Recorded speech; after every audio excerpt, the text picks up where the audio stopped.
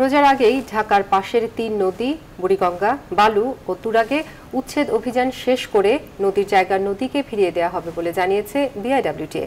চলমান উচ্ছেদ অভিযানের তৃতীয় ধাপে এখন চলছে তুরাগ নদীতে উচ্ছেদ কার্যক্রম।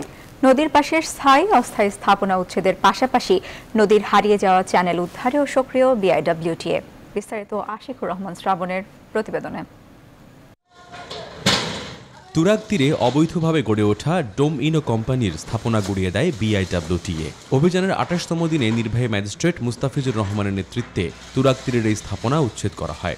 বিআইডব্লিউটিএর তথ্য মতে কয়েক মাস আগে জরিমানা সহ নোটিশ দেওয়া হলেও প্রতিষ্ঠানটি তাদের স্থাপনা সরিয়ে নেয়ার কোনো উদ্যোগ নেয়নি।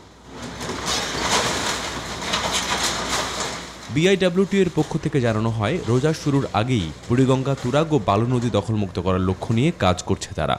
রমজানের পূর্বেই এই ঢাকা শহরের চারদিকে যে নদী, বিশেষ করে ঢাকা নদী বন্দরের অধীনে যে ৩টি নদী বুড়িগঙ্গা, তুরাগ এবং বালু, এই ৩টি নদীর উচ্ছেদ অভিযান আমরা সম্পূর্ণ করার সর্বাত্মক চেষ্টা করব। এবং আমরা রমজানের মধ্যে কিন্তু আমরা বসে থাকবো না, আমরা রমজানের মধ্যে আমরা এক্সকাভেশনের কাজটা কিন্তু করব। অভিযানের অংশ হিসেবে নাভানা ইঞ্জিনিয়ারিং লিমিটেডের একটি গোডাউন উচ্ছেদ করা হয়েছে। আশুলিয়া ল্যান্ডিং স্টেশনের পাশে নদীর জায়গা দখল করে প্রতিষ্ঠানটি এলপি গ্যাসের কারখানাও তৈরি করেছে। উচ্চ আদালত প্রতিষ্ঠানটি সরিয়ে নিতে ১ মাসের সময় দেয়ায় সেটি আপাতত উচ্ছেদ করা হয়নি। নির্বাহী ম্যাজিস্ট্রেট মুস্তাফিজুর রহমান জানান, কোনো প্রতিবন্ধকতায় রাষ্ট্রীয় কাজে বাধা হবে না।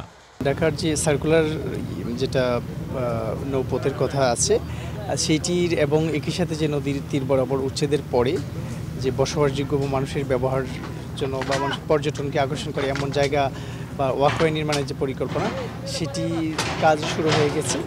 আমরা কামরাঙ্গীরচরের দিকে সেগুলো ইতিমধ্যেই কাজ শুরু হয়ে গেছে। বিআইডব্লিউটিএর পক্ষ থেকে জানানো হয়েছে, উচ্ছেদের পরবর্তী ধাপগুলোতে তুরাগের বাকি অংশ এবং বালু নদীকে অবৈধ দখলদার মুক্ত করা হবে, ফিরিয়ে আনা হবে নদীগুলোর স্বাভাবিক গতিপথ। আশিকুর রহমান শ্রাবণ, নিউজ 24, ঢাকা।